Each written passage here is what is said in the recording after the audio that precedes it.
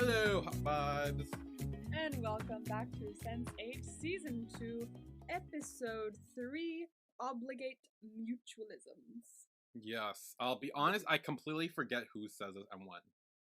I remember, because I watched it this morning. Oh, good. I watched it Thursday? Morning? Morning? Wasn't it like yesterday? It was yesterday, wasn't it? I feel like it was yesterday. Yeah, Yeah. I remember you sent me the thing. I think that was yesterday. Yeah, I think, yeah, it was Thursday morning, yeah. So how was your week this week? Oh my god, sorry, something popped up. How was your week this week? It's fine. How was your week this week? I don't even know. How was my week? I did really well with, like, the finishing filming on time, so I, like, finished all the filming I needed that was, like, pre-filming on Sunday and Monday. Like, I did those on those days. Like, I did it. Took me a while to, like, remember to sit down and edit, but I did it. Everything's up, ready to go. We love to see it. Except for the thing I was supposed to film earlier today, which I'm now doing after this, which is J-Hope's new album. So I'm doing that after this instead of before. Okay. But oh my god, my friend, I did not sleep last night. Oh, me neither. Oh, yay! We should be saying yeah to it. But dude, I've been, like, deeply stressed about everything lately. So I had, like, 3 beers yesterday. I was like, woohoo! I was watching Winona Earp. I kept, because I'm rewatching Winona Earp, so I was, like, sitting down and I was watching it. And then I would just go, okay, one more episode, and then I'll go up and do something. I don't know what I was gonna do, but I was gonna do something. But I was like, one more, go up. Oh, I was gonna watch Sensate. I did that this morning. So I was like, one more, I'll go up, and then that one would finish, and I'd be like, okay, one more, and then I'll go up. So I think I started on episode 2, and I went all the way to episode like 7 or 8 or something like that. So I was like, I just kept clicking next. Netflix does that. They just go, we'll play the next one for you. I'm like, gee, thanks so much, Netflix. So, I shut that feature off on my Netflix. I didn't do that. Oh well.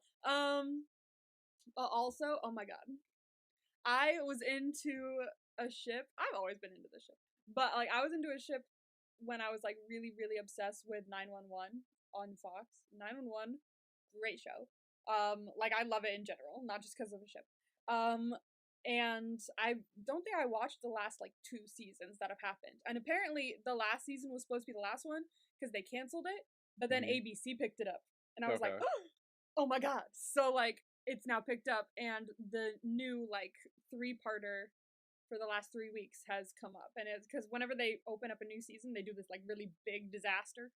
And this one was like a cruise ship out on the ocean, like capsizing. There's a hurricane, there's a bomb. It's a whole thing. Okay. And they do this every single time. I swear they do, but they're doing it more lately, which is making me wonder. But with this ship, everyone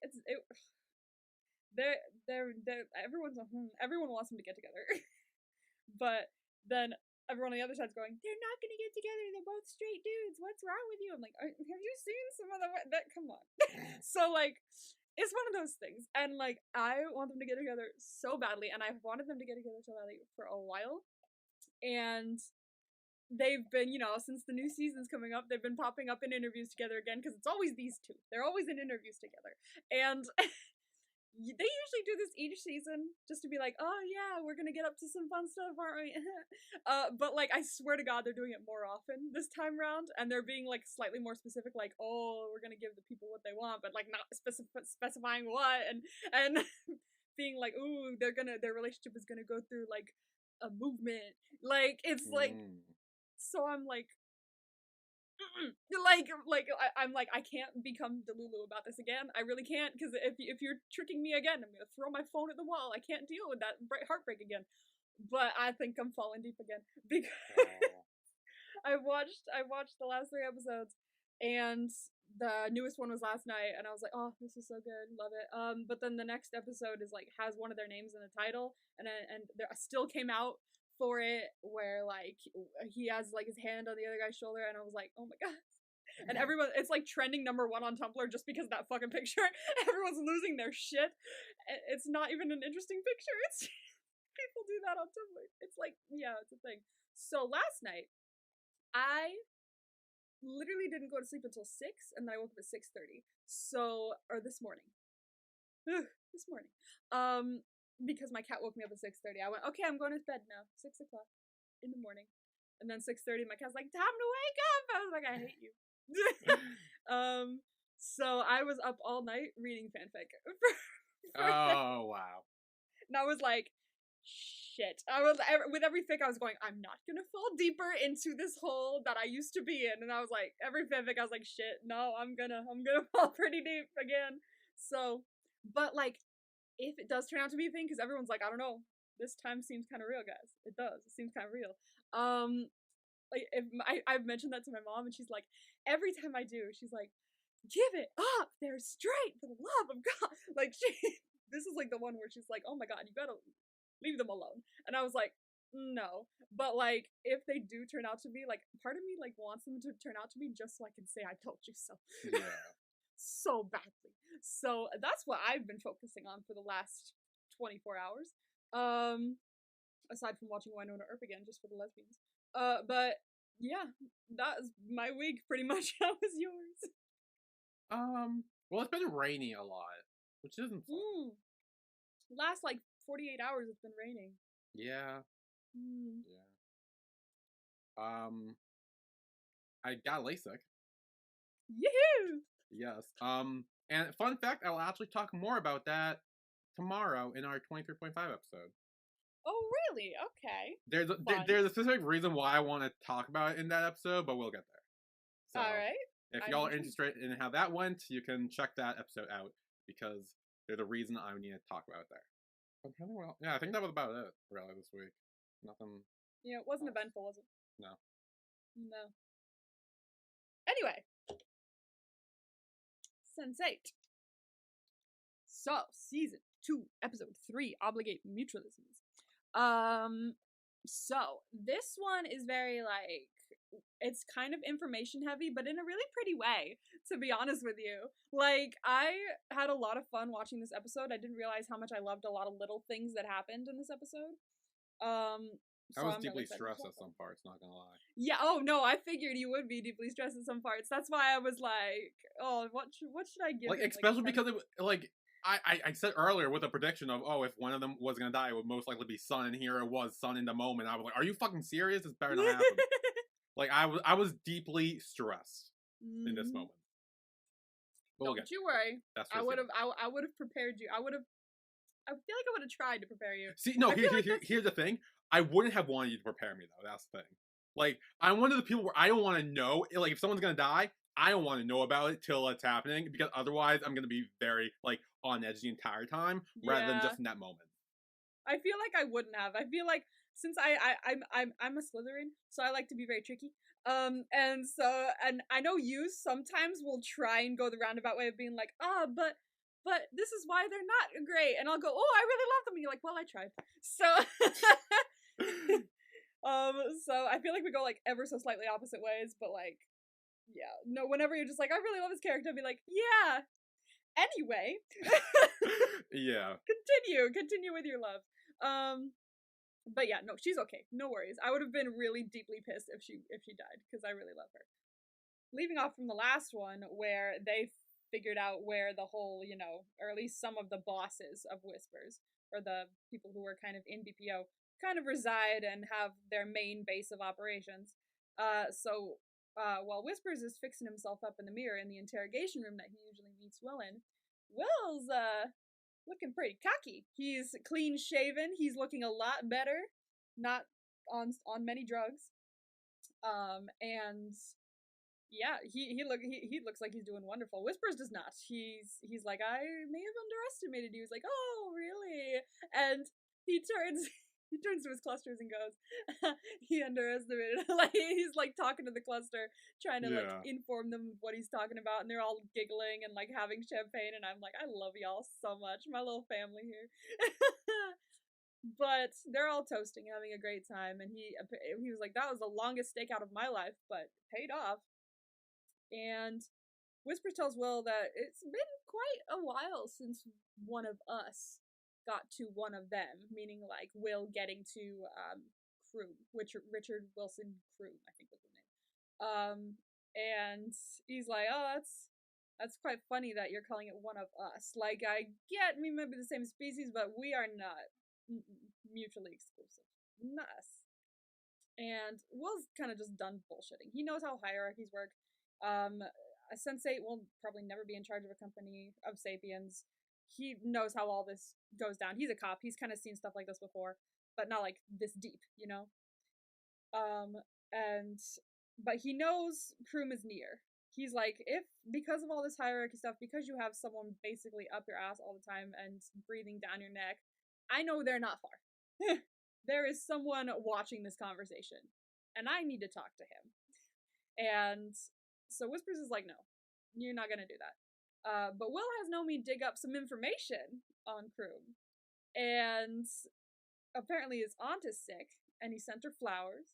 And so they're like, oh, tell him I hope his aunt's okay. And then she's like, oh, he sent the same flowers to a girl named Rita. It's like, what's his wife's name? Not Rita. So he's like, oh, who's Rita? And so he comes in, he's like, fine, okay, what do you want? What's up? What can I do for you? And Will kind of uses Whispers to set up a face-to-face meeting with Kroom without Whispers present. He gives him all these demands, and when he says, I don't want you there, Whispers is like, I'm not telling him that. No. I need to be there. And so they text him, because they get his number. Thank you, Nomi. It's like, we want him gone. We want him on ice. And he's like, all right, you exaggerated your, necessity here, so bye. And so they pull him out of there. Wonderful. And they also say they want Jonas. They text him that they also want to see Jonas, at least talk to him. And so apparently before Whispers is dragged out of the room as well, he says the chairman will hear about this, which is another mention of the chairman that we get. Yes. Again, he's kind of just a figurehead. He does not seem that intimidating. But he's mentioned quite a bit. Now, after they know that Whispers has been, taken out and kind of like subdued for the moment, they all realize that Will's kind of free, and thus so are the other sensates. And he's probably been exhausted the last few months.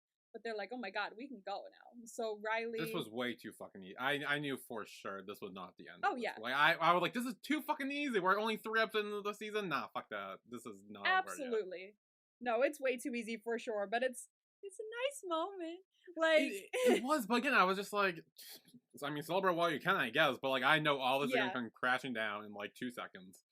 Knowing them, I know that they knew that this wasn't over, but they had a moment to breathe.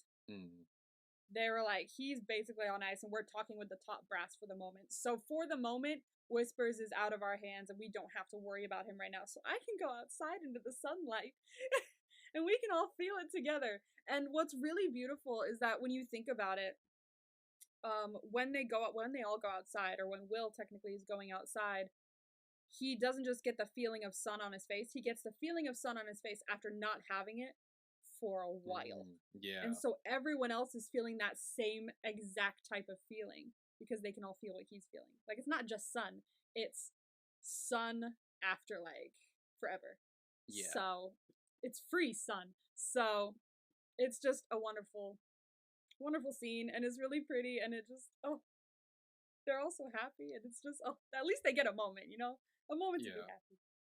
So we also get a moment with Sun. We go over to Sun now, and she's kind of like smiling over the effects of walking out in the sun with Will and everything like that. You can see the residue of it in her face. She's laying there with her eyes closed, just like, because she gets to experience stuff outside of prison, even though she's in prison, which is really nice that she gets that. And Sujin's next to her, and she sees her, and she's like, are you okay? And Sun's like, yeah. And Sujin asks what Sun was singing, because she was kind of singing something. I'm not sure what she was singing, but she was singing. Probably the song that was playing when they were all walking out. And she asked if she was dreaming, and Sun's like, yeah. And about getting out, kind of. Sujin's like, is it about getting out? And Sun doesn't really reply, but she kind of tears up and kind of nods. Because honestly, it kind of was. It wasn't technically a dream, but it was about being outside and getting out. Yeah. It was just Will that was able to get out. So I like the double meaning of that. And also, side note, watching this scene for the first time in a while, I kind of ship it. I don't know why, but I kind of ship it. Yeah, I mean, it was. I mean, I don't know if we'll see her. Wait, who was it? It was the same. This is the same girl whose son leaves with at the end. No, that's the old lady. Okay, okay, that's what I thought because I was trying to remember who it was. But that's what I would like to talk about, like about Sujin. Like after rewatching this, I kind of got a little pissed because her character was the closest to Sun, and she did not get to escape with Sun. Like I was like, but she's the closest with her, and now she's still stuck in prison. What? yeah, I was real upset about that. Not gonna lie. Like I'm so glad the other woman got to get out too, and she seems really great as well. All of her cellmates seem awesome. But like after rewatching this, I was like, what about Sujin?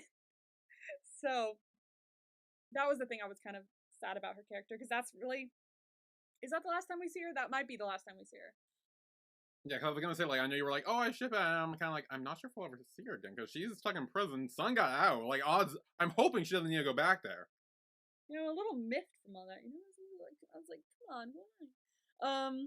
But yeah, that's where she is right now. Now with Lito.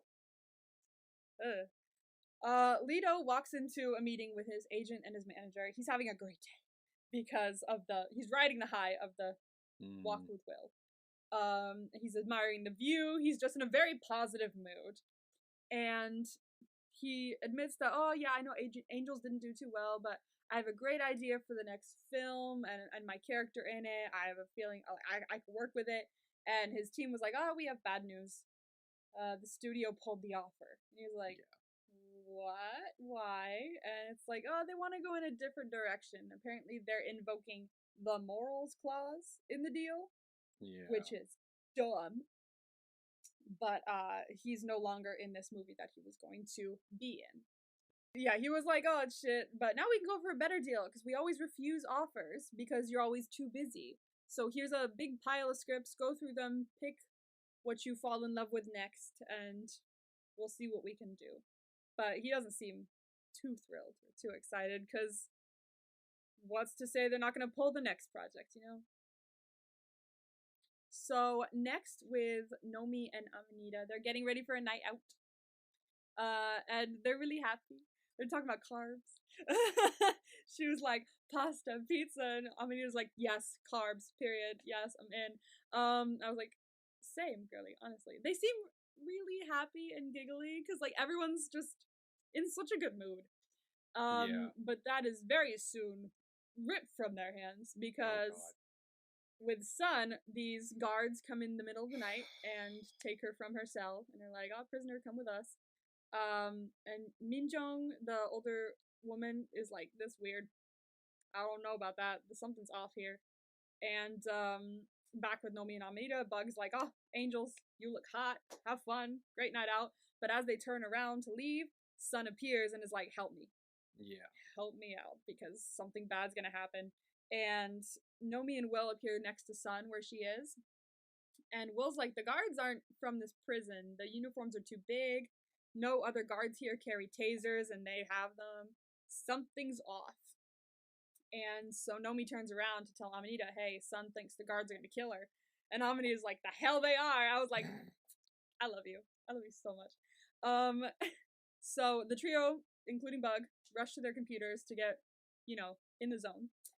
And Nomi tells Sun that they're in the prison system. They have eyes on her, and they can see her on the camera, but that camera very quickly powers down, as if someone wanted it to. So someone doesn't want to see something going on here. Yeah, that's gonna happen. So Sun, also channeling Wolfgang, tries to break free, because they're like, do not go in that room. But she's tasered down and dragged in there anyway. And that kind of sets it off with everyone else as well when she gets tasered a few times. Like, Nomi feels it, Capheus feels it while he's driving. He has to stop the car or the van because it's, like, affecting his driving. And it is affecting everybody, showing that when one sensate gets hurt, the rest of the cluster will feel it, like, deeply. And one of the guards starts pulling the ropes to, put around her neck and kind of like hang her up to like die. They're trying to kill her. She keeps attempting to break free. And she does pretty well for a second there. She's like spin kicks, Yeah. floating through the air, being kick-ass. But she is electrocuted once again by the taser. And this time Kala also feels it and falls down at work. So everyone's going through it. The attackers pull the rope, effectively, hanging her, while the rest of her cluster just start choking as they're like flickering and trading places. So everyone's like, it looks like everyone's dying in this moment. Or a piece of everyone is dying and Sun is dying, And suddenly, right when she's on the brink of death, the guy holding the rope is impaled. Yeah. Like fully.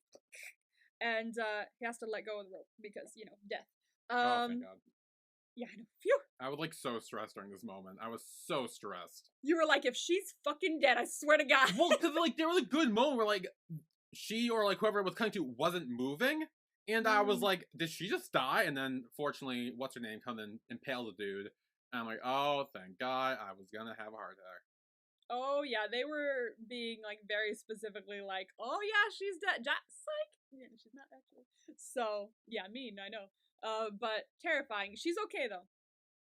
Because Minjung, I believe is her name, is the one who impaled the attacker with the stick of her brush. Period. And she's like, oh my God, I just killed someone. But Sun, Will, and Wolfgang start attacking the other guard and manage to overpower him. Final guard uses his taser, but accidentally electrocutes the guard that she was fighting anyway. And so everyone's down. We are good.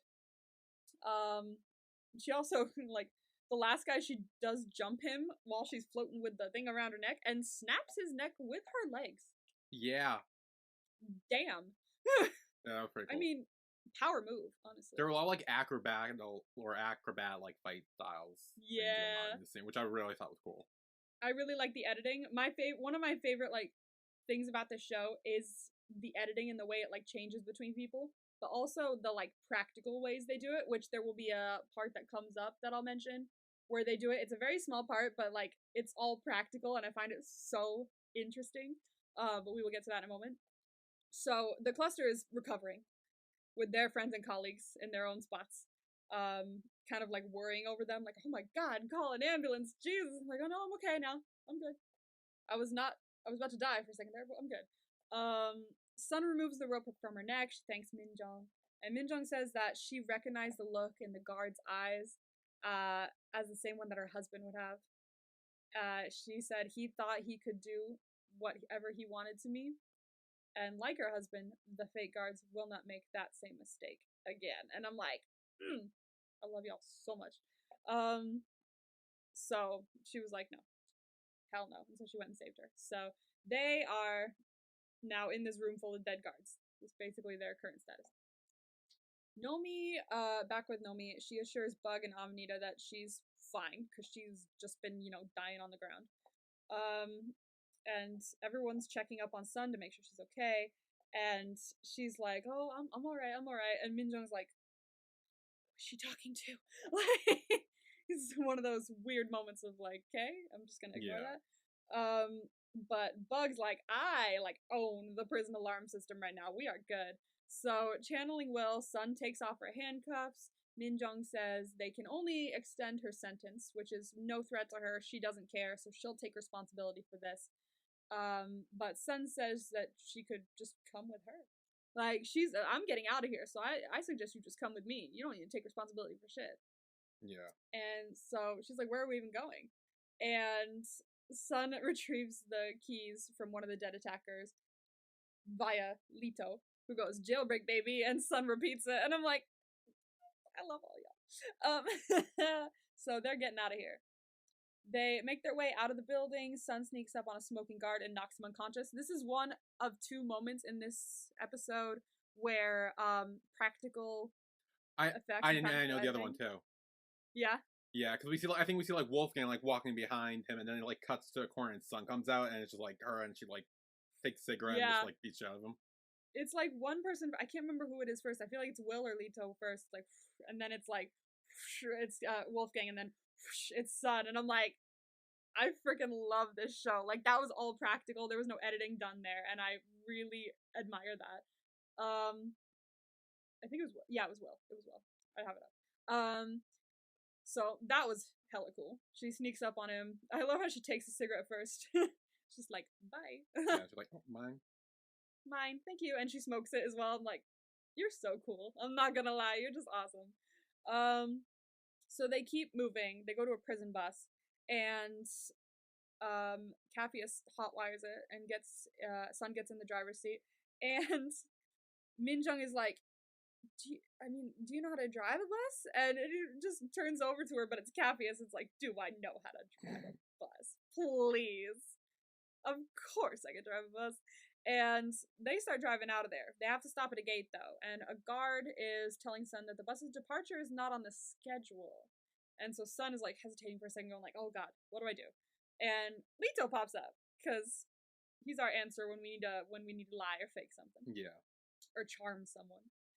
And he just chats with the guard. He's like, oh my god, when do these fucking guys ever give us a fucking schedule? It's fine, man. And he's like, you know what, that's so true. And while he's stalling with that, while Leto is stalling with that, Nomi and Amanita and Bug are doing the jailbreak with the prison system and everything like that. And he's like, I see it. Your clearance is coming through now. Have a good night. And so the gate opens.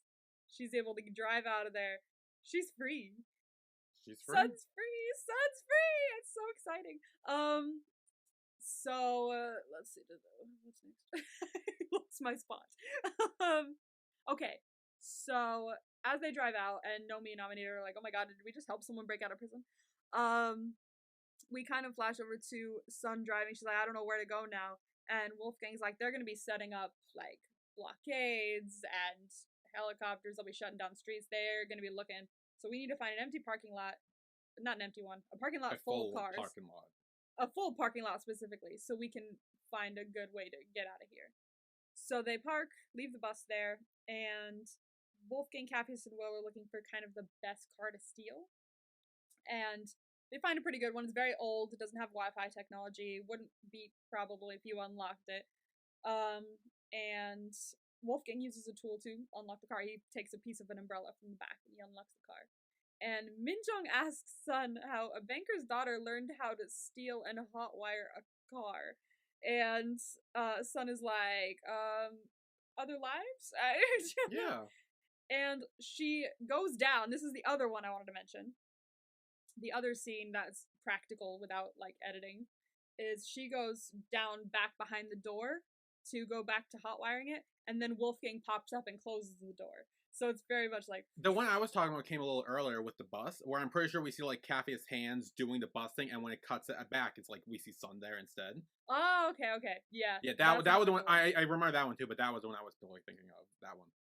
This episode is very, very good with its practical, like, choreography, kind of, with making sure you don't notice a switch.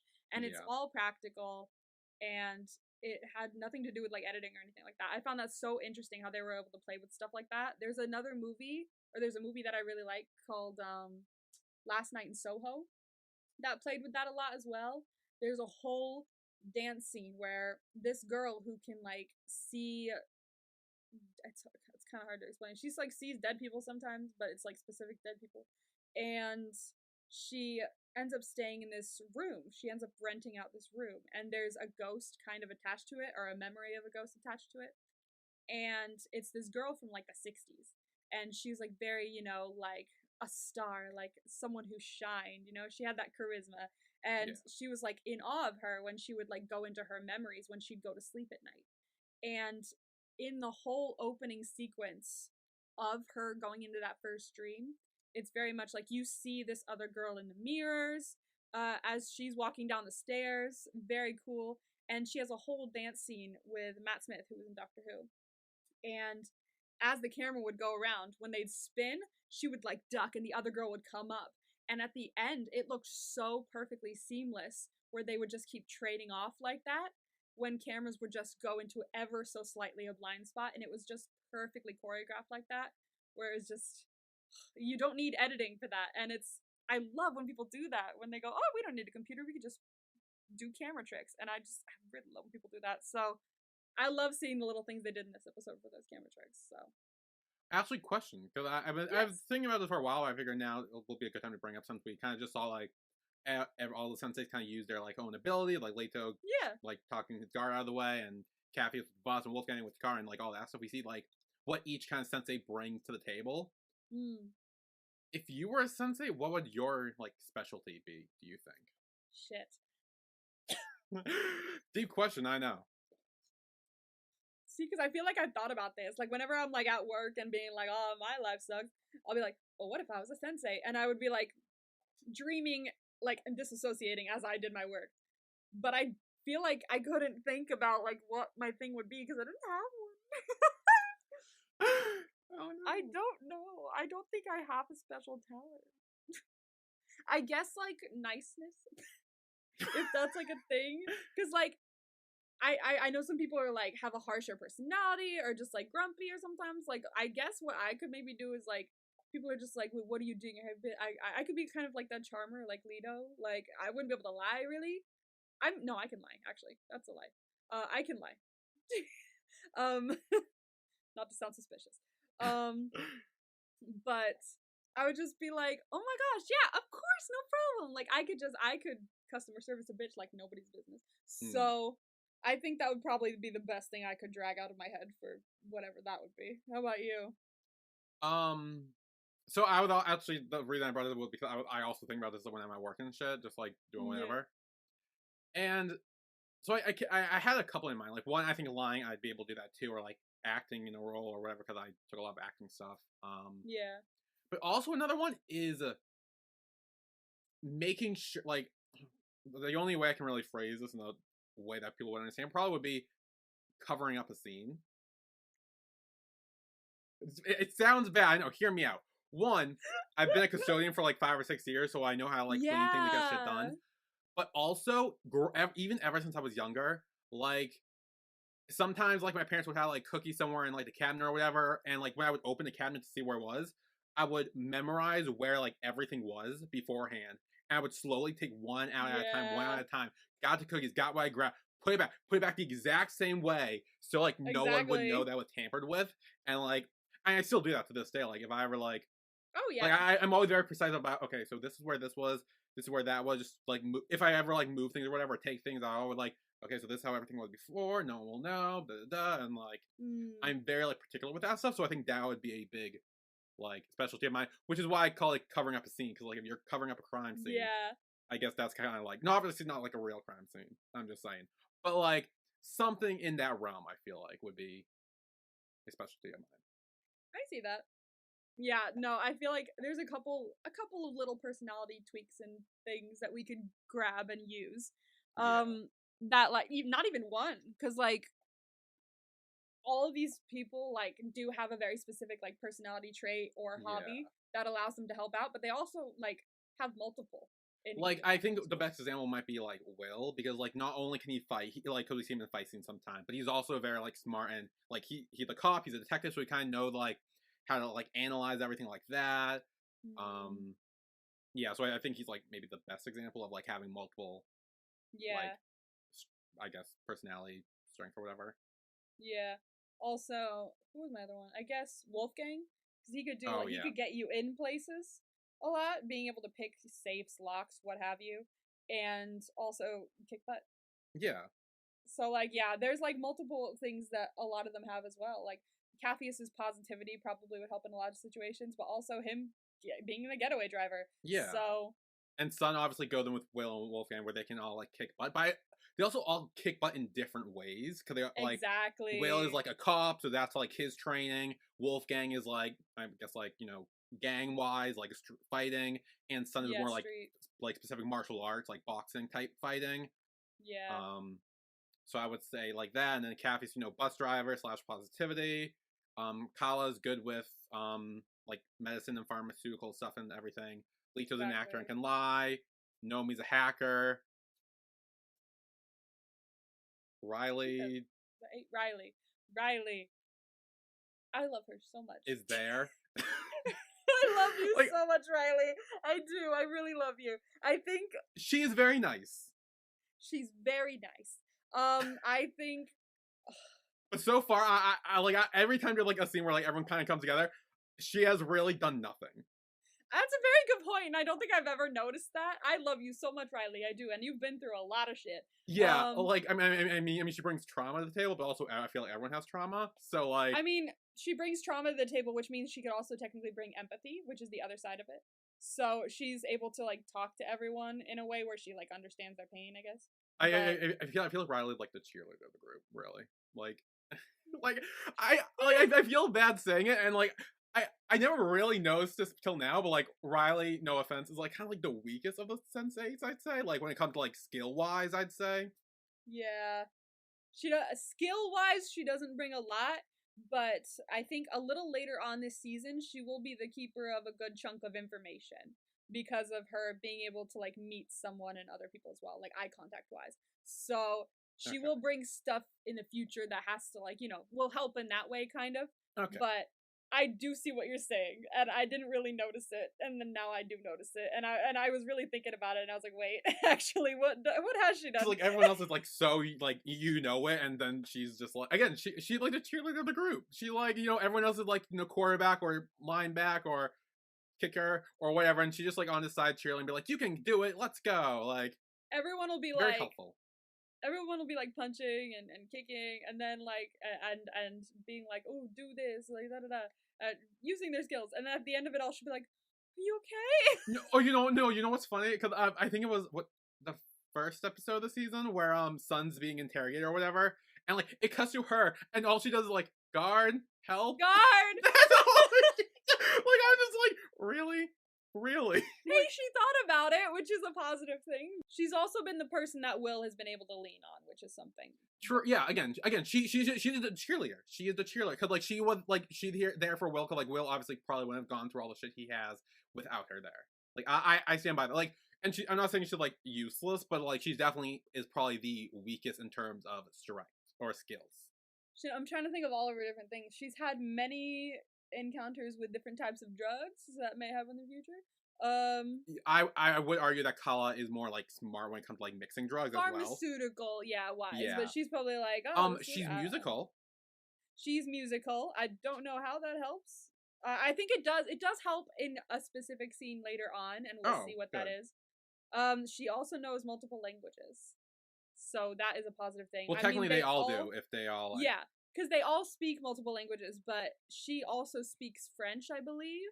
So she speaks French. She's Icelandic, so she speaks Icelandic, English, and I feel like there's another one in there, but I don't remember what it is. So she brings a little extra, language-wise, to the table. Okay, yeah. Kind of cool. But yeah, I do see what you're saying. Like, okay. I hadn't thought about it. And now I do. But yeah, basically, they steal a car. Anyway, they steal a car. Yes. They steal a car. That's the gist. And Sun's like,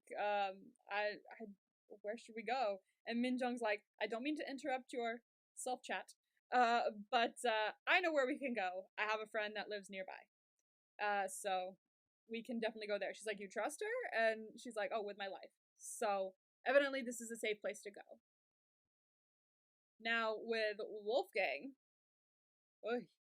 him and Felix visit Sebastian. Sebastian. And yeah, his first name's Sebastian. His last name is either Fuchs or Fuchs or Fox, or I do not remember. But he's the guy with the club. And this is, them going there so Felix can sign the papers and stuff and get the club. And they're looking around his home. He introduces them to his right hand. His basically his partner and everything. Her name is Lila Fakini. No lie, the fact that he called her his right hand is kind of hilarious. I swear to God. I cannot be the only one who thought that, okay? The way they show her the first time, like, with from her legs up, like, come on. Yeah, and she also, like, she's wearing... The skirt that she's wearing is, like, a lingerie skirt. It's like what skirt? It's, there is no skirt, basically. It's a skirt, but is it a skirt? So... yeah, she's very much, like, sexualized in a way. Like, well, I mean, I wouldn't say she's sexualized. Like, she is sexual. yeah, thank you. That's Like, what I was looking for. yes, She's because as we sexual. see She's a later, sexual she person. is very sexual and she does not give a shit about it. No, she doesn't. She's very sexual, and it's a good chunk of her personality, to be fair with you. But I'm not complaining. that this like she's very attractive. I'm not gonna lie to you. Like when you first see her, I was like, ooh, like god damn, like what are you? So I was like, oh shit, hi, how are you? I was like, what are you not wearing? What is? Nothing. Wow. She is wearing nothing. She's wearing nothing. She's Neapolitan, so they were like, oh, Italian. She's like, no, Neapolitan. So like, she's from the area, Like the ice cream? but it's not okay. It's not just the ice cream. There's an actual place called. Let me see. I did not know that. Where are Neapolitans from? I feel like, is it Napoli? Naples. Naples, yes. Napoli. Oh, yeah. I thought that was a thing to have like Neapolitan, like the chocolate, strawberry, vanilla ice cream in one. Like, I thought that was like I guess a slang or saying for like having multiple not personalities per se, but multiple like different characteristics of yourself. Like here we see her like she's very professional right now, but obviously we see her later she's like very like sexual and like hugging Wolfgang, like that stuff. No, so that was nothing at all. That's not a thing. She is Neapolitan, meaning she's from Naples, which I believe is in Italy, or it's either in Italy or just to the side. It's around Italy, and so he's like, oh, Italian. She's like, no, Neapolitan. Like she's like, I don't want to be called Italian. So she's from Naples, and her name is Lila Facchini, and yes, she's very attractive when you first see her, and I'm gonna tell you right now, that goes down so fast because of her fucking personality. I really hate this bitch. I really hate this bitch. I'm not gonna lie. Like, I hate her so fucking much. I just really don't like her. Like, period. She's such a snake, honestly. I will say that right now. I'm not gonna say why. I'm not gonna say what happens in the future. I'm just gonna say she's kind of snaky. I mean, I definitely got that vibe from this episode alone. But like, I'm not writing her off right now. I'll be honest. I am not writing her off. All right, fine. That's fine with me. But I fucking hate the bitch. So like, because when I first saw her in this episode, I was like, "Ooh, damn!" And then like the next few episodes, maybe I don't know where it kind of changed for me, but like after watching the whole show, I was like, every time I see her. So yeah, so this bitch comes in, and so they sit down after meeting Leela, and they get to work on the paperwork to negotiate the club. And while she's out of the room, suddenly she's in the room again. And Wolfgang's like, oh. So she's apparently a sensate. It took me a hot second to figure that out. Because she was like, really? Boo! I'm like, oh, you're back already. Hi. And then I realized the other two did not see her. And I'm like, oh. Yeah. There it is. Yeah. So they made eye contact so they can see each other. So she is another sensate. And she's like, let's have some fun. And Wolfgang hasn't done this really with someone outside his cluster before, so like while they're sitting down talking, like, and she's off to the side, talking to them as well. She's also on top of him, and he's doing things like in real time, and Felix is like, "Are you good, Wolfgang?" Because he's like massaging the air. Yeah. And it's like a thing, and he's like, "Oh yeah, for sure. Let's continue." So that's where Wolfgang is at right now. And later they go to eat as well up on the rooftop. And she's like, "Oh, have you ever played outside your cluster before?" And she starts to do it again. So she's very much like on top of him a lot. She takes a fancy in him, I will say. Yeah. And they're kind of like having a fun time over there. Both. They keep kind of flickering between where each other are at the table. Yeah, Wolfgang kind of learns, I think, how to, I guess, do what she's doing, where, like, on the outside you can be, like, one thing, and then sensate-wise you can be somewhere else, doing something else with someone else. Exactly. And he learns pretty quick, because he's just talking to them like, oh, you're talking about money laundering. And they're all fully talking about, regular conversation, and they're also over here fucking. So, yeah. That's the current gist of Lila Bikini, but we'll learn a lot more about her and what her life is like a little later on. But for now, we are going to take a break. And when we come back, something happens. What happens? Oh, yeah. It's something. We have a little snippet of what's going on in Kaffee's life for like half a second. We'll learn more about it later. But we also see a big snippet of Leto looking for a new place to live. Yes. So we will get there after we come back.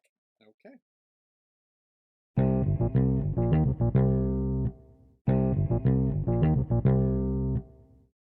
And we are back with Sense8 Season 2, Episode 3, Obligate Mutualisms.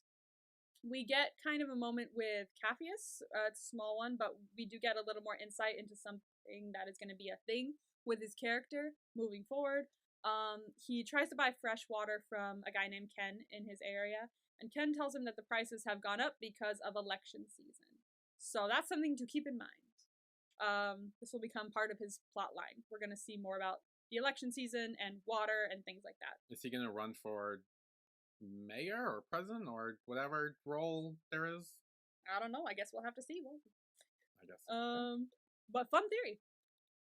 So now with Leto, we have a much bigger section with Leto, and he's looking for a new home because remember he got kicked out of his. And as they're looking at apartments, they visit one that's just too small for their taste.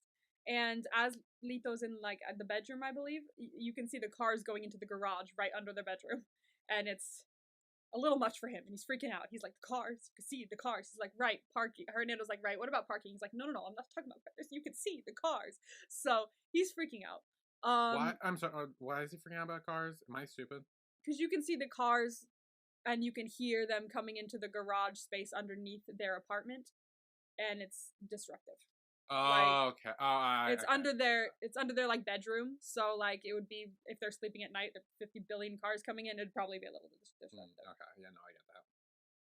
But yeah, he doesn't want this one, but they have a certain budget, and they were like, "What about there's this other one, right?" And she was like, "Yeah, I'm showing it later today, but you can take a look at it, no problem."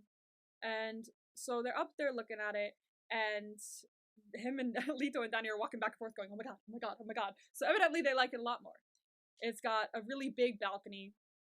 And Hernando asks the woman, he's like, so how much is it? And she says, it's like twice your budget. It's way past your budget. But you can see why. It's really nice.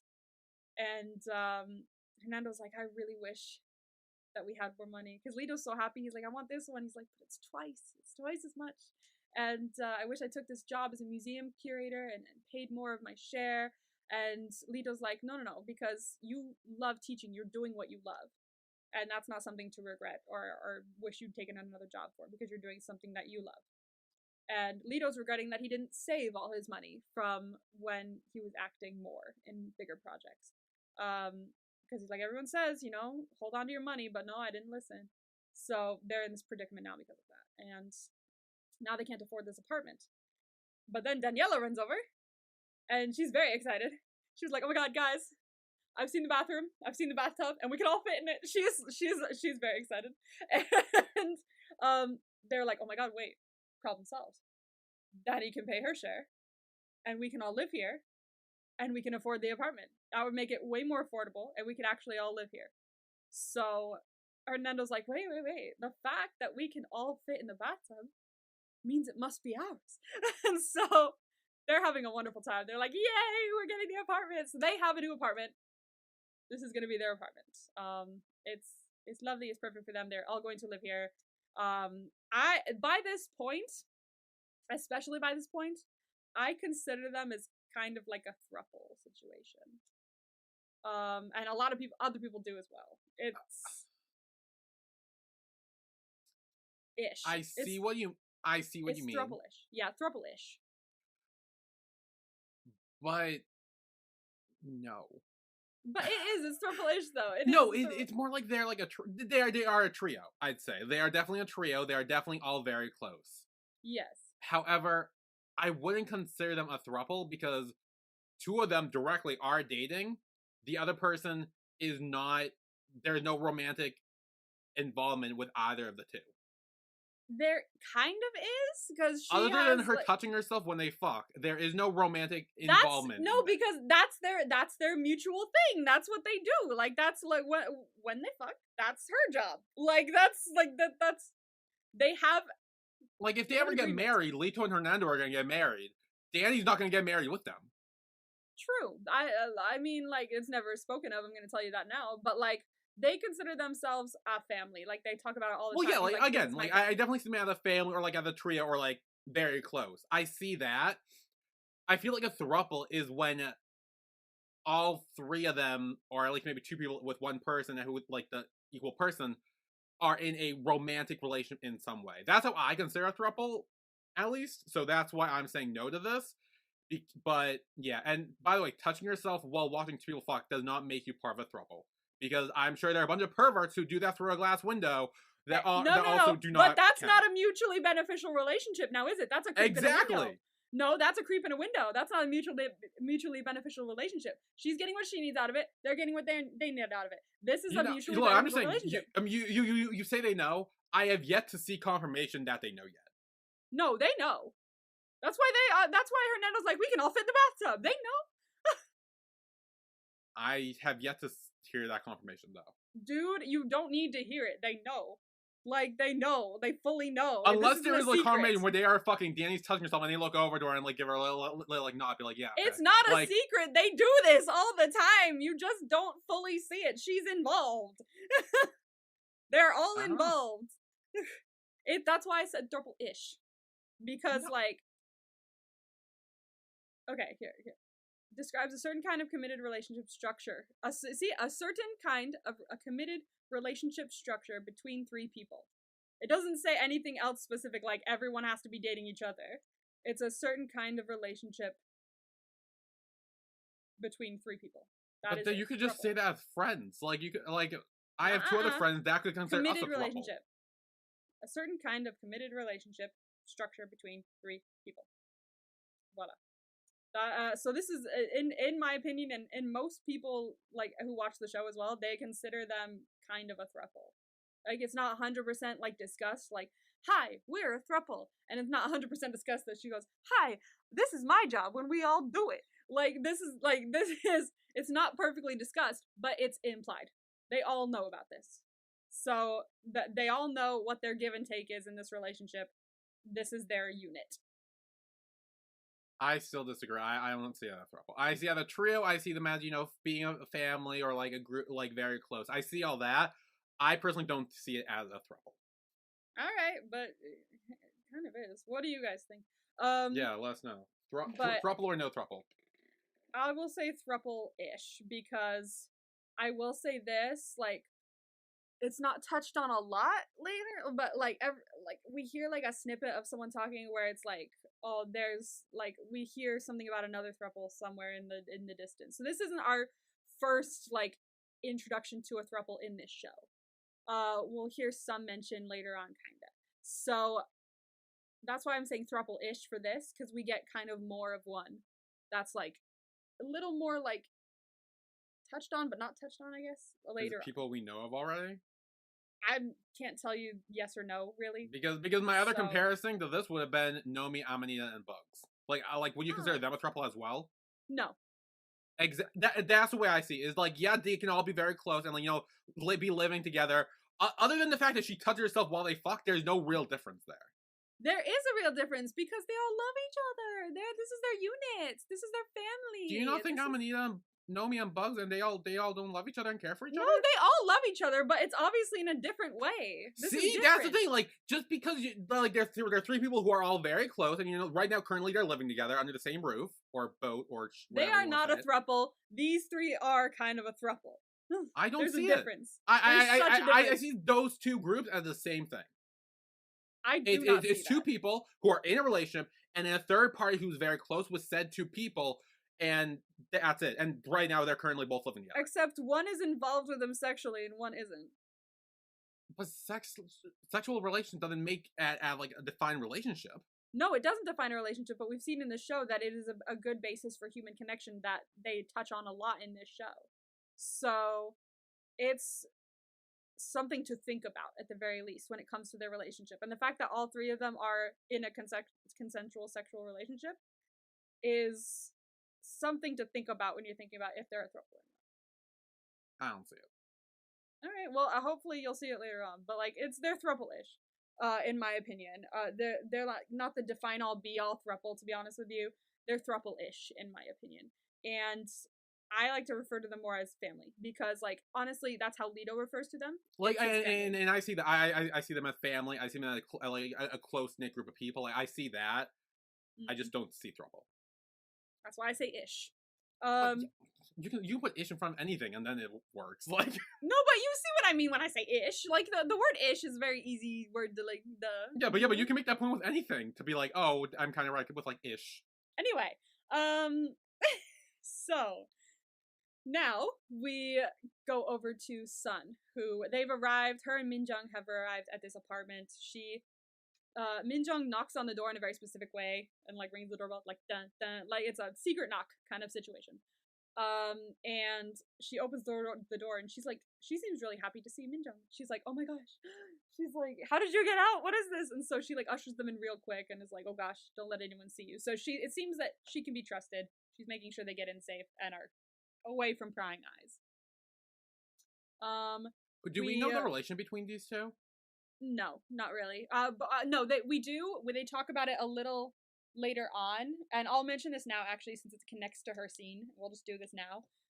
Is she cooks food for them and they're having discussions about their husbands and things like that. And her husband, the person we just meet, he had an old gambling habit and it kind of got him killed because he had a lot of debt.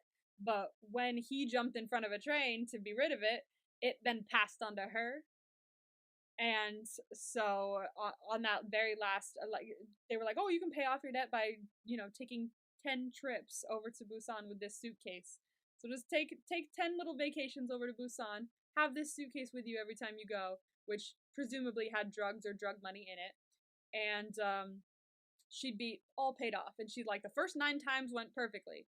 But that last time, there were police waiting for me in Busan. So... oops. And so she got arrested and they met in prison, I presume, seeing is what that is. So they met in prison. She got out after she did her time. And so she was probably like, when you're out, come see me. I'll help you with whatever, old cellmates, maybe old prison mates. Okay. So that is their relationship. Basically. So they're not lovers? No.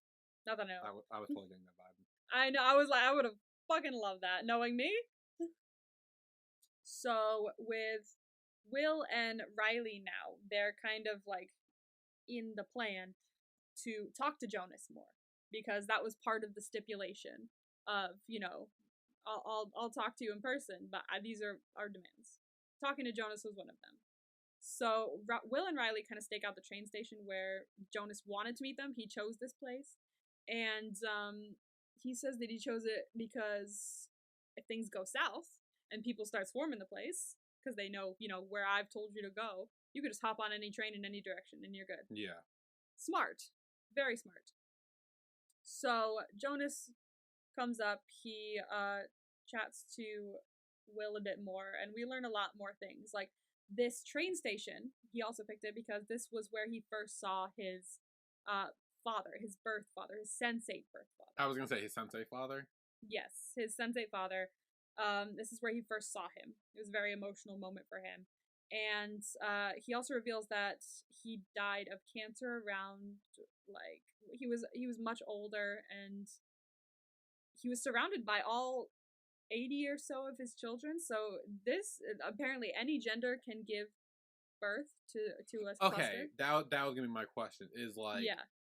Did he, like, I was like, did he have sex with a woman who gave them birth? Or like, what was it? So no, it could just, any person can give birth to a sensate. Okay. Yeah, a cluster of sensates is given birth to, given life. I don't know the tense of that. But is birthed, I guess, by a singular sensate. It doesn't have to be 2, just 1. I'm wondering if this will get explained later, but how? That's a wonderful question. I don't think we ever learn how. I think it's just a thing. Because they're just like, I'm like pushing something out of my pelvis right now. Like, like 8 spirits go, and I like how. Let me see. Let me see if anyone has been able to answer this, because I don't think Because it's this in the whole show. like info dump sort of was very informative, but also very confusing. And that was my biggest question: is how does one get pregnant with the sensate? I don't think it was ever explained in the show. Is the thing. It says here, sensate birth just kind of happens. It does seem to mimic the symptoms of physical labor when you're actually birthing. Although this person is not sure why. So there's no like long-term pregnancy. It's kind of just like you feel it and you're like, okay, here it comes. It's like, bruh, look, I'm gonna give birth. This is so. It's probably a feeling beforehand of just like, I'm going to do this. Like, it's one of those mythical, magical sensate feelings of like, I'm going to do this. Someone said the way I understand it, and I might be a little off, is that it's not a matter of consciously finding people. There was always an inherent link between. Yeah, but like, I don't know how the birth happens. So I guess, yeah, I guess it's just a feeling at first, and then you just. That's fine. Do it. So, yeah. Anyway. Which actually brings me to a theory, which I probably won't happen, but just an idea. If any of the clusters or sensates from our cluster were to give birth, I'm betting money that's Riley. Ah, that's a good point. Like, if that's how maybe the show ends with, like, one of them giving birth to a new cluster and a new generation or whatever, I feel like it would be Riley, because one, we kind of talked about it earlier where she doesn't really have any special skills, so her being the one to give birth and bring more sensate would be a good thing. And also the fact that she's the only one out of the 8 of them who has given birth in real life before. She has trauma with past children and losing a baby and all that stuff, where I feel like story-wise it would make sense for her character to give birth to another cluster of sensate. It very much would. And I'll say this so you don't get your hopes up. No one gives birth in the rest of the show. But, dude, you make a good point. And I'm sure, story-wise, if it continued to a season 3, I feel like that definitely would have been something brought up. And if it was brought up, it would have been Riley. Because she definitely seems like the prime candidate. Either her or maybe Kala. Because she has that, like... I feel like she has that, like, vibe. That motherly, like... Not motherly, but, like... kind, empathetic, like, just vibe of her where she could maybe be one, but like I feel like Riley story-wise would be the most safe option to go with, or the consistent. Honestly, I could only see it being Riley. Like, I could not see, like, I could now knowing that I guess men can give birth too. I cannot see anyone else giving birth except for Riley out of the 8 of them. Like, I genuinely can't see it because, like, I don't know why. Like, I mean, maybe because she's the only one we've seen actually give birth before in the past. Maybe that's why. I don't know. But, like, I cannot see it. I see that. Yeah, I definitely see Riley being the one to do it because it would make sense with her story, and it would be a very interesting arc for her to be like, oh, I don't want to do this because I've already lost a child and it's traumatic for me. And then moving on to do this, and maybe it'll be healing for her, and going through that mentally would be really interesting to watch. But we didn't get a season 3, so... But that would have been interesting. I feel like that would have been a good storyline to go and start with, I think. But yeah, no births. So, rip. So, yes, Jonas was birthed by a male sensate, and Apparently so with Angelica, too. Yeah, Angelica. They were in the same cluster, so yeah. Yeah. So about 80, he birthed like 80 10 clusters. Of these 10 that's 10 clusters. Beautiful. The average is 8, so yeah. About 10. Well, it would be 10. Well, yes, but he said 80 or so. He said 80 or so of his children. So I would say about 10. Also, it says the average is 8 in a cluster, but that doesn't necessarily have to be the be all end all. It could be more or it could be less. Really? Yeah, it doesn't have to be 8 specifically, but that's the average. So why it's are they around 8. Though? They're called sensate, Sensate, not sense8. That's the show title. So they're because we are or senates? No, it's still sensate, but it ends with ATE, not the letter 8. So that's confusing. Why is that confusing? The show title is called Sense8 because we follow. Well, if there's fucking 7 of them and they're called a Sense8, that doesn't make sense. No, it has nothing to do with the number. That's just the show title. They're called sensates. So sense, sensate, sensate. Well, that's because I thought there was always going to be 8 of them, and that's why it's like, it doesn't matter how that's spelled. No. Now that confuses me. No, the show title has the 8 in it because we follow a cluster of 8. And August 8th, 88. But that would be birthday. So random, though. Like, can you imagine there being 7 of you and be like, okay, we're senates or sensates, but like, there's 7. Like, so like the sensate comes from the term homo sensorium, and how a sense plays a big part in what this other species of. I get the sense part. I just why the 8 parts? Why not sense like sensors or something? All right, hang on. Well, why are we? Let me do more googling. Why are sensates called that? Sensate comes from the late Latin word sensatus, gifted with sense or perception. Voila. It gained popularity as an adjective in the 1930s when sociologists began using it. So this word is not made up by the show. It's a word that's been used since the 30s and even before then. So I still feel like it would be very weird with only like 7 or like 9 people. Why? Because the number has nothing to do with it. They're called sensates, right? Yeah, but it has nothing to do with the number 8. Nothing. But like when you hear it, people are gonna think, oh, sensate, like 8, the number. No, I wouldn't. I would think of homo sensorium, and I was like, oh, sense. You have something to do with like low shit. That's one because you watch the show. If you like tell anyone else, like they'd be like, oh, like the number 8. If someone spelt it sensate, I would not go. But why are there only 7 of you? If the number 8 is not involved whatsoever. Okay, so let's say a cluster of 7 come and we're like, oh yeah, we're sensates.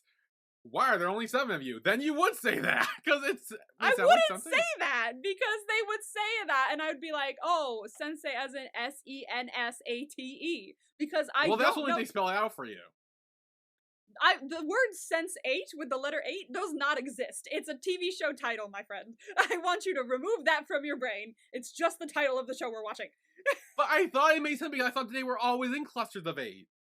No, that is the average. So a good chunk of them are in clusters of 8, but sometimes they are not. Sometimes there could be clusters of like 5. Sometimes there could be clusters of like 9. So like it's not always 8 sensates. It's called sensate because the word sensate comes from sensatoris. I think. Sensatus.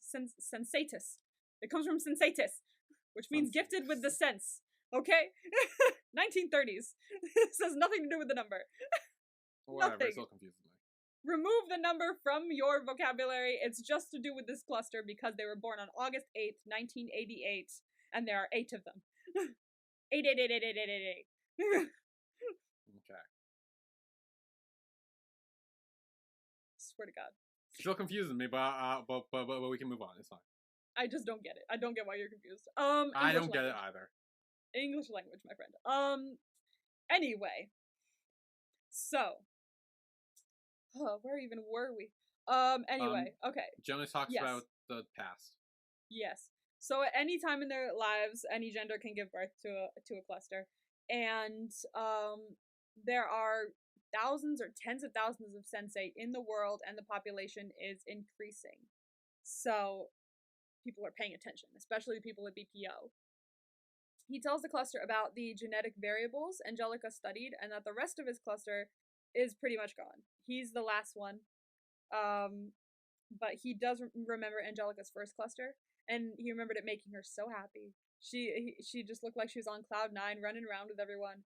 But that not all sensates wanted to be sensates, and that there was one member of her cluster named Todd, I believe was his name, who he had a cross in his hand. He seemed to be praying, and he did not want to be what he was. He thought it was unnatural in a way. So I don't think do we see much of Todd? I think we do. I think there's a little more of Todd we do see, but he did not want to be a sensate. So that's something to keep in mind. But there was also another member of Angelica's first cluster named Raul, who was a Mexican reporter. He's a reporter from Mexico that Leto actually knew and had kind of a relationship with. Yeah, what was this? Yeah, he kind of had a relationship with this guy because he he was a reporter in Mexico, and Leto was coming up in the entertainment industry, so they crossed paths. So he like fucked his sensei cousin? He's not as... Ooh. They're from a different cluster, so it's not really like that. Because, like, honestly, Will and Riley are from the same cluster, and they're fucking, so, like... I mean, no, I know, I'm just saying, like, I know. And, like, I'm not bothered by it, I'm just trying to put it into, like, realistic terms. I don't know why. But, like, it's essentially, like, well, they're technically, you know, cause, like, I know clusters, it's like, oh, they're, like, I feel, I see, like, them as, like, siblings as clusters. So if your father gives a cluster birth to another cluster, I consider them more like your cousins. This is why they're called a cluster, so that people don't call them siblings. Well, I know that, because then when it's like, oh yeah, no, they're siblings fucking, it sounds weird. But like in sensei terms, it's like I guess he fucked his sensei cousin. Kind of, cousin. But also his cluster cousin. That sounds nice. His cousin. Kind of, but also he wasn't technically born yet as a sensate. So, but hold on, I thought they were all born because they all took their first breath together. I thought it was already determined back then. No, it was determined back then, but they were not in a cluster. They were not, like, connected yet by Angelica, so they could not feel other people, so they weren't experiencing But Will saw what's-her-face? The girl. Sarah, what's her name? Yes, he still had, like, that doesn't mean they didn't have, like, feelings and abilities kind of before, but they weren't, like, boom, like, in your face ones. They were, like, latent ones, like, kind of buried a little deep, which is why he was able to kind of connect with Sarah once he saw her. But it wasn't like, oh, like, I'm sensei, oh my gosh. He didn't, like, fully really understand what that meant or what any of these small little, inconsistencies meant until he got those full abilities. Yeah. So yeah, I guess you could say this is sensei cousin or whatever, but, like, cluster cousin. Yeah. Don't say that. Why? It sounds nice. I mean, okay. If you take away the fucking part, it sounds nice. Like, if you look at it from, like, a sensei family tree, like, you know, a cluster is like a family, you know, siblings or whatever, and then if your mother or father gives birth to another cluster, it's like, oh, they're your cluster cousins. Well, speaking of Raul, are we just moving on now? Yeah, I don't know where the fuck we're going with this, so we're just gonna move straight on. Okay. But yes, Leto had sort of a miniature, like, not a very brief relationship with Raul. But real question: they did fuck, correct? I feel like they did. It was like it was like one of his original, like, experiences, like, not the experience that made him go, oh, I'm gay, but, like, one of those defining moments. Dabbling a little bit. Yes, dabbling. So he knew Raul, in a way, and we have also seen him before. He was in the last episode. We saw snippets of him visiting Sarah's mom. So this is that guy. So we will find out more about him as well, because he was a prominent figure in Angelica's first cluster. Will asks more about the internal struggle in BPO, and Jonas is like, I wouldn't trust any of them. It doesn't matter what any internal struggle is happening or who seems to be coming out of it, good or bad, but don't trust any of them. Not even one person. Before his visit is cut short. So, and then we move on to them meeting Kroom. So he goes to this museum, and they're looking at this painting by Rembrandt. And he's talking about how it, it's kind of similar to the scene, actually, where Hernando is talking about the art that was given by, I want to say Diego something, in the museum when he's talking to Leto on their first date. But it reminds me kind of that, where he talks about how this painting here was, like, ridiculed when people first saw it. They called it a mess, work of an amateur, where, when it was moved around just so it could fit in places, they would slash the edges and just take off pieces of this painting until it became this random little square of a painting that we have today. Even though it's quite big, it was bigger. And he talks about how it's interesting that all of this kind of speaks to life in a way, where in the past, people didn't appreciate Rembrandt's work. And now we look at it with wonder in our eyes, how it's a piece of art now. It's not a mess. Years ago, people really didn't listen to Mozart as much, but now we're like, that's music. That is like the top tier of symphony music. So people change. The way we perceive things changes over time. And he talks about how BPO was originally founded by someone who believed that humans and sensates needed each other. They were. I've lost the title. What is it? Obligate? Mutualism? Obligate. Jesus. They're obligate mutualisms. So this is where you hear it. Yeah, he says that. Okay, so he says that in this scene.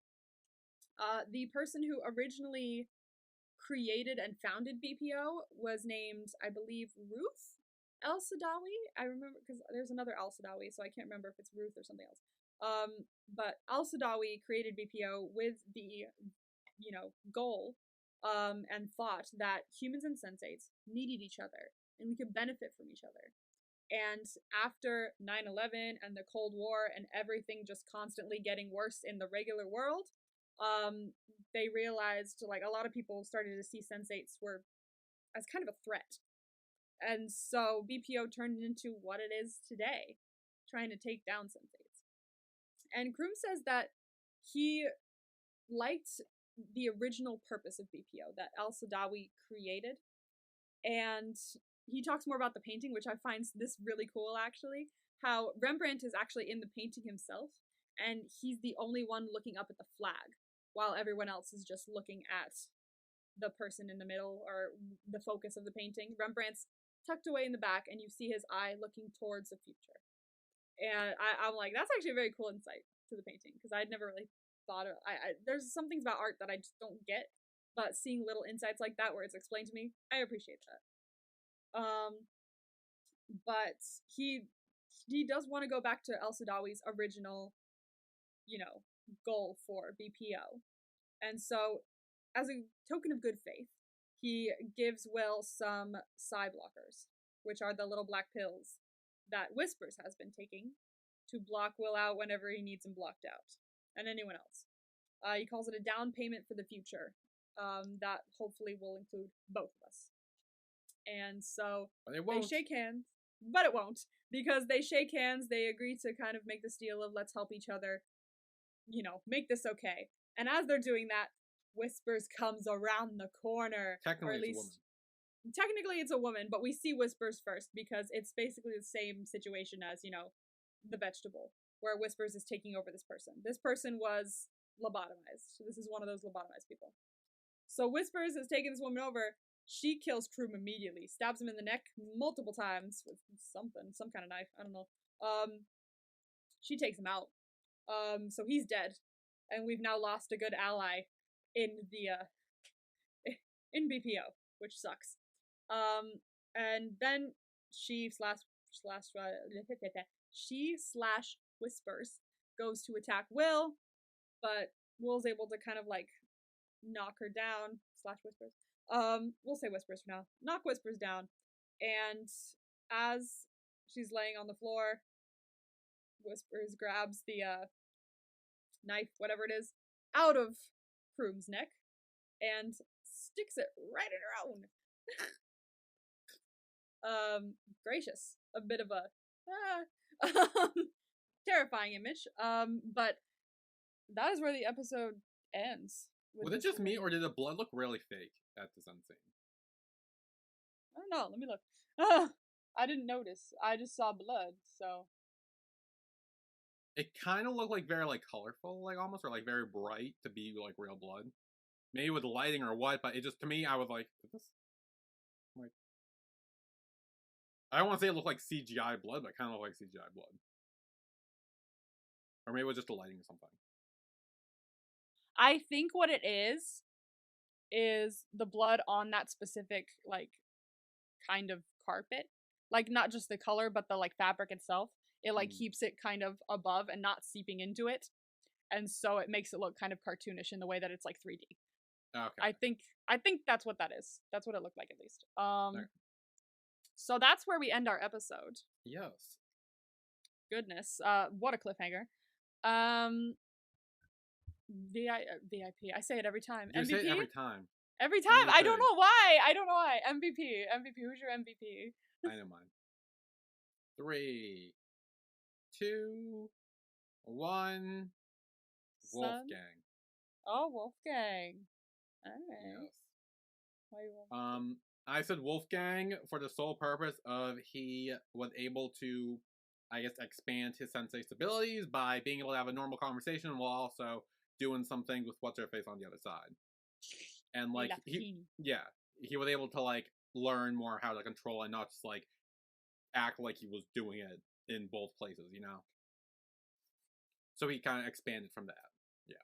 Knowledge, learning, education. There were a couple I wanted to give it to. I wanted to give it to Nomi as well, and Will as well, but I gave it to Will last time for the same reason, so I gave it to him last time. So I would say, oh my god, I can't think. My brain is shutting off. I think I'm just gonna stick with Sun. Because I think everyone really aided in helping her get out of prison, but the way she was able to kick ass as well, aside from that, awesome. Yeah. I mean, she escaped. She was the one physically there. She got out. So while she had help from everyone, I'm just happy she's out of prison. Yeah. Yay. And she didn't die. Kudos. Oh, thank God. Thank God. So your vibes for last week. The title was Mutualisms. Obligate Mutualisms. Gracious, that's a tough title. You said maybe had to do with Nomi. No, but it's okay, it doesn't count. Had to do with Will, because he was talking to Kroom. Escape. You said Sun. You're right.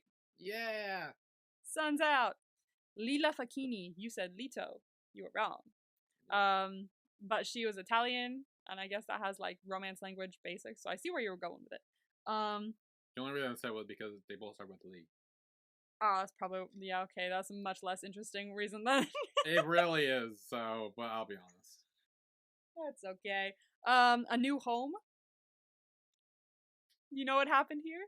Yeah, I know what happens. I fucking screamed at my TV when it fucking happened. I remember that much. It was so funny because you were like, I was trying so hard to hold it in because you said Lito first, and then you were like, "Oh, actually, Nomi," and I was like, "Okay, which one do you want to say?" You were like, "I'm gonna give it to Nomi, and if it's Lito, I'm gonna punch myself in the face." Yeah, I now did. Oh, it was so funny. I crossed out Lito and went, "Okie dokie." And your last one was murder, and you said Sun again, and no, it wasn't. It was she was close to dying, but the murder was Kroom in front of Will. Was the one I was talking about. Episode 4 is called Polyphony. What? Polyphony. Polyphony? Yes. So what do you think polyphony is? I don't think you'll ever get it, but I don't even know what polyphony means. Exactly. I don't either. Know me. Why not? Alright. We have a top tier distraction. Does sound like Lito. Bathroom discussion 2.0. Oh, is it the same people? Is that Kyle and Wolfgang again? Quite possibly. Motorcycle chase. Motorcycle chase? Yes. Someone is on a motorcycle. And it has, but it's not a sensate. I will say that. But you can guess which. Them? No. But you can guess what sensate is, you know, with that connected with that person. Since that's what we seem to be doing.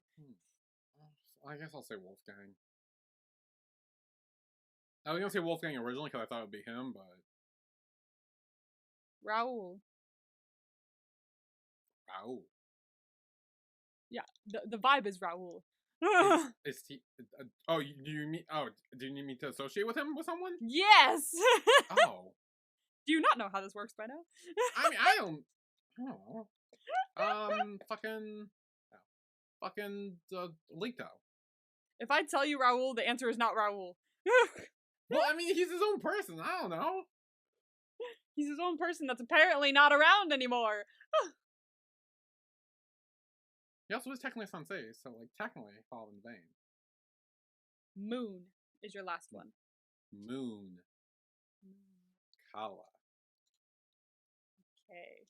I don't know why. So that was Sense8, Season 2, Episode 3, Obligate Mutualisms. Still don't know if I'm saying that right. So we will see you next week for Sense8, Season 2, Episode 4, Polyphony? Hopefully I said that right as well. So we will see you next week for that. Yeah, see you then. Bye, everyone.